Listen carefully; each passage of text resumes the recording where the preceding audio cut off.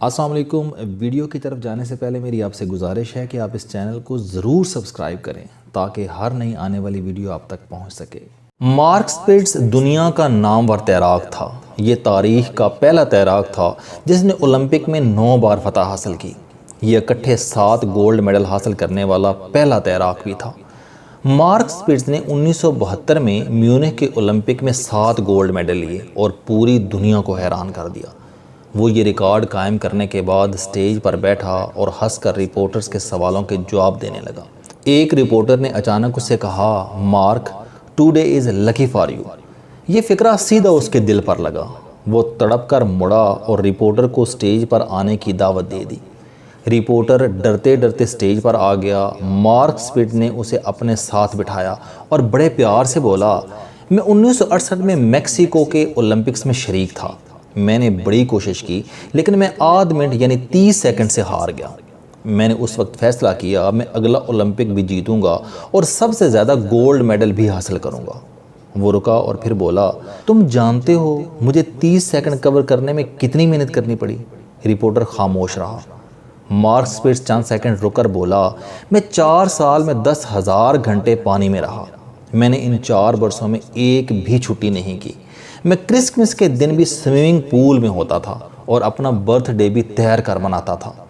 इन 4 वर्षों में मेरे वालिदैन का इंतकाल हुआ, मेरे भाई का एक्सीडेंट हुआ, मेरी गर्लफ्रेंड मुझे छोड़ गई, मेरा अकाउंट खाली हो गया, मेरे क्रेडिट कार्ड्स बंद हो गए, मेरी गाड़ी, मेरा घर बिक गया, लेकिन मैंने एक भी छुट्टी नहीं की। तुम अगर इन 10,000 घंटों को 4 पर तकसीम करो तो ये 2,500 घंटे सालाना और 8 घंटे रोज़ाना बनते हैं। मैं इतना अरसा पानी में रहने की वजह से एसिड रिफ्लक्स डिजीज़ का शिकार हो गया।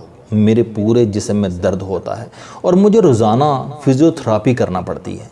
मैं इस बीमारी और 10,000 घंटे की प्रैक्टिस के बाद अपनी सिर्फ 30 सेकंड की कमी पूरी करने के काबिल हुआ और मैंने तारीख में पहली मर्तबा 7 गोल्ड मेडल हासिल कर लिए। लेकिन तुम कहते हो कि ये मेरा लकी डे है। मैं रोज़ पानी में 8 घंटे प्रैक्टिस करता था। तुम रोज़ाना 10 घंटे प्रैक्टिस कर लो, मेरा लकी डे तुम्हारा लकी डे बन जाएगा। वो इसके बाद रुका और फिर तारीखी फ़िक्रा कहा। उसने कहा, इंसान जितनी मेहनत करता जाता है वो उतना खुशनसीब होता जाता है। दुनिया में स्पोर्ट्स वाहिद शोबा है जिसमें किस्मत कम और महारत ज़्यादा काम आती है। खेल नफ्सियात, केमिस्ट्री, फ़िज़िक्स और रियाजी का ज़बरदस्त कम्बिनेशन होते हैं और आप इस कम्बिनेशन पर उसी वक्त पूरे उतरते हैं जब आप प्रैक्टिस की इंतहा कर देते हैं। किस्मत भी बेशक आप पर मेहरबान होती है। अल्लाह ताला की इजाज़त के बगैर पत्ता भी नहीं हिल सकता। लेकिन खिलाड़ी सिर्फ किस्मत से पूरी ज़िंदगी नहीं जीत सकते, ये चैम्पियन भी नहीं बन सकते। आपको अगर यकीन ना आए तो आप सचिन तेंदुलकर की मिसाल ले लीजिए। सचिन तेंदुलकर को क्रिकेट का देवता कहा जाता है और ये गलत भी नहीं है। ये क्रिकेट की तारीख में 100 सेंचुरियां बनाने वाला पहला खिलाड़ी है। ये तारीख का पहला खिलाड़ी है जिसने 664 इंटरनेशनल मैचेस खेले और 34,357 रन्स बनाए। ये वनडे इंटरनेशनल में 10,000 रन्स बनाने वाला पहला खिलाड़ी भी था और ये दुनिया में तेज़ तरीन रन्स बनाने वाला बैट्समैन भी। आप सचिन तेंदुलकर का एतमाद मुलाहिजा कीजिए। ऑस्ट्रेलिया के बॉलर ब्रैड हॉग ने 2007 में हैदराबाद में सचिन तेंदुलकर को आउट कर दिया। ये ब्रैड की ज़िंदगी की सबसे बड़ी अचीवमेंट थी। ये बॉल लेकर सचिन तेंदुलकर के पास चला गया और बड़ी आजिज़ी के साथ अर्ज़ किया, सर, ये मेरी ज़िंदगी का सबसे बड़ा मौका है। मैंने गॉड ऑफ क्रिकेट को आउट कर दिया। आप प्लीज़ मुझे इस बॉल पर ऑटोग्राफ दे दें। सचिन तेंदुलकर ने गेंद ली और उस पर मार्कर से लिख दिया, this will never happen again. तुम्हारी ज़िंदगी में ये मौका दोबारा कभी नहीं आएगा। आप सचिन तेंदुलकर का अपनी ज़ात पर एतमाद देखिए। ब्रैड हॉग का इसके बाद सचिन तेंदुलकर से 21 मरतबा सामना हुआ। हॉग ने सचिन का गरूर तोड़ने के लिए एड़ी चोटी का जोर लगा दिया, लेकिन ब्रैड हॉग दोबारा उसकी विकेट नहीं ले सका। सचिन तेंदुलकर की इस कामयाबी के पीछे क्या गुर था कि 5.5 फीट का लिटिल मास्टर था।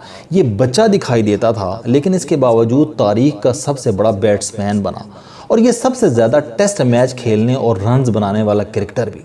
आखिर इस शख्स के पास कौन सा फार्मूला, कौन सा गुर था? یہ گر سچن ٹنڈولکر نے 2013 میں اپنی زبان سے دنیا کو بتایا۔ اس کا کہنا تھا کہ میں 1989 میں 16 سال کی عمر میں انٹرنیشنل کرکٹ میں آیا اور 2013 میں 200 ٹیسٹ میچ کھیل کر ریٹائرڈ ہو گیا۔ میرے کیریئر کے 24 سال بنتے ہیں۔ ان 24 برسوں میں ایک بھی دن ایسا نہیں گزرا جب میں صبح 6 بجے گراؤنڈ نہ پہنچا ہوں اور میں نے 500 گیندیں فیس نہ کی۔ میں نے اپنے کیریئر کے 24 برسوں میں موبائل فون، آئینہ اور اپنے رشتہ داروں کا منہ بعد میں دیکھا اور 500 گیندیں پہلے کھیلیں۔ انٹرویو کرنے والے نے پوچھا، آپ نے کبھی چھٹی نہیں کی؟ سچن نے جواب دیا، میں نے ایک بھی چھٹی نہیں کی۔ پوچھنے والے نے پوچھا، کرسمس، نیشنل ڈے، دیوالی اور دسہرہ آپ نے کبھی چھٹی نہیں کی؟ سچن نے جواب دیا، میں شادی کے دن اور سہاگ رات سے اگلی صبح بھی ٹھیک 6 بجے گراؤنڈ میں تھا۔ میں نے زندگی میں میچز کے علاوہ صرف پریکٹس کے دوران 44 لاکھ گیندیں کھیلی ہیں، اور یہ وہ 44 لاکھ گیندیں ہیں جن کی وجہ سے لوگ مجھے گاڈ آف کرکٹ کہتے ہیں۔ انٹرویو لینے والے نے پوچھا کہ آپ سینچری یا ڈبل سینچری کرنے کے اگلے دن بھی پریکٹس کرتے تھے؟ سچن ٹنڈولکر نے جواب دیا، ہم نے 2 اپریل 2011 کو ورلڈ کپ جیتا تھا۔ میں ورلڈ کپ جیتنے سے اگلی صبح یعنی 3 اپریل کو بھی ٹھیک 6 بجے گراؤنڈ میں تھا، اور میں نے 500 گیندیں کھیلنے کے بعد موبائل آن کیا تھا اور وزیر اعظم منموہن سنگھ کی مبارکباد کی کال ریسیو کی تھی۔ آپ دیکھیے، یہ پریکٹس اور خوفناک حد تک ڈسپلن تھا جس نے 5.5 فٹ کے دھان پان سے لڑکے کو دنیا کا سب سے بڑا بیٹسمین بنا دیا، جس کی ریکارڈ کوئی توڑ سکا اور شاید ہی کوئی توڑ سکے۔ یہ صرف خوش قسمتی، ماں یا قوم کی دعائیں نہیں تھیں، یہ اس شخص کا ڈسپلن اور کام سے لگن بھی تھی، اور اس لگن نے اسے عزت اور شہرت کی انتہا تک پہنچا دیا۔ ورنہ دنیا میں کرکٹرز آتے رہتے ہیں اور جاتے رہتے ہیں، لیکن سچن ٹنڈولکر کی طرح ان میں کوئی تاریخ کی پچ پر کھڑا نہیں رہ سکا۔ اسپورٹس یہ ہوتی ہے، کھیل اس کو کہتے ہیں، جبکہ ہم 65 سال سے قسمت کے زور پر کرکٹ کھیل رہے ہیں۔ ہماری کامیابی کی وجہ کیا ہوتی ہے؟ بارش، ٹاس یا مخالف ٹیم کی بے وقوفیاں، یا پھر کرکٹ پر لگا سٹا ہمیں دنیا بھر کے بکی بھی جتواتے ہیں۔ یہ ہم پر اربوں روپے لگوا کر کھربوں روپے کماتے ہیں، اور یہ اربوں روپے ہمیں اکثر جتوا دیتے ہیں۔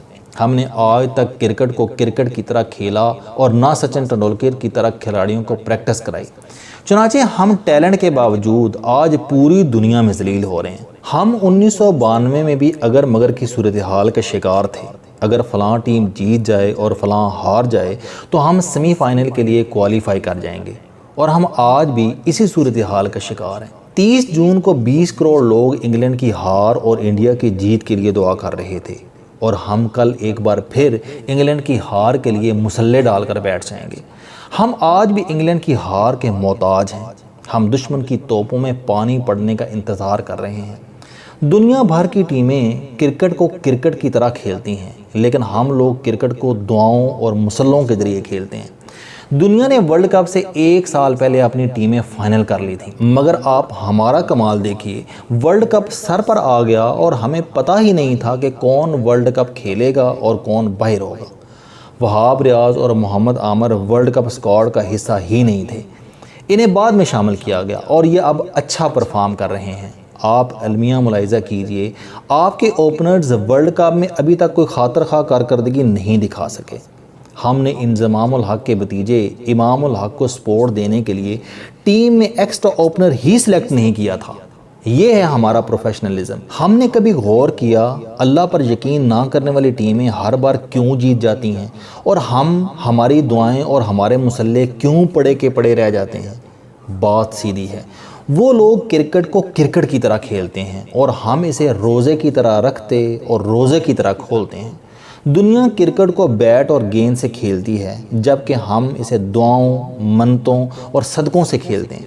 چنانچہ کافر ہر بار کامیاب ہو جاتے ہیں اور ہم اہل ایمان ہر بار منہ لٹکا کر واپس آ جاتے ہیں۔ آپ المیہ دیکھیے کہ وزیر اعظم عمران خان صرف ایک ہی شعبے کے ماہر ہیں اور وہ شعبہ ہے کرکٹ، اور ان کے دور میں بھی کرکٹ کا حال معیشت سے بھی برا ہو گیا ہے۔ یہ کرکٹ ٹیم کو بھی پروفیشنل نہیں بنا سکے۔ کاش کو ہمارے وزیر اعظم اور ہمارے کھلاڑیوں کو یہ سکھا دے کہ آپ جتنی محنت کرتے جائیں گے آپ اتنے ہی خوش نصیب ہوتے جائیں گے، اور آپ پریکٹس سے جتنا دور ہوتے جائیں گے آپ اتنے ہی بد نصیب بنتے چلے جائیں گے، خواہ آپ عمران خان ہی کیوں نہ ہوں۔ دنیا میں اگر سچن ٹنڈولکر پریکٹس کے بغیر سچن ٹنڈولکر نہیں بن سکتا تو پھر ہم کون ہیں؟ ہم کس کھیت کی کس قسم کی مولی ہیں؟ ہم کیسے جیت سکتے ہیں؟ اور ہم اللہ کے آسرے پر کتنی دیر کرکٹ کھیل سکتے ہیں؟ اور ہم کتنی بار کامیاب ہو جائیں گے؟ لہٰذا میری درخواست ہے کہ آپ خدا کے لیے کرکٹ کھیلیں، ہر میچ سے پہلے قوم کے ایمان کا امتحان نہ لیں۔ السلام علیکم۔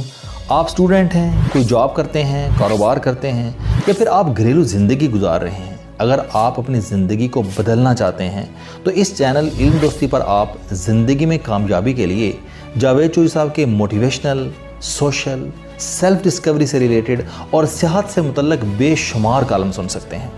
میرا دعویٰ ہے کہ یہ چینل آپ کی زندگی بدل دے گا۔ اس چینل کا مقصد اچھی باتیں معاشرے میں پھیلانا ہے اور اچھی بات کو دوسروں تک پہنچانا صدقہ جاریہ ہے۔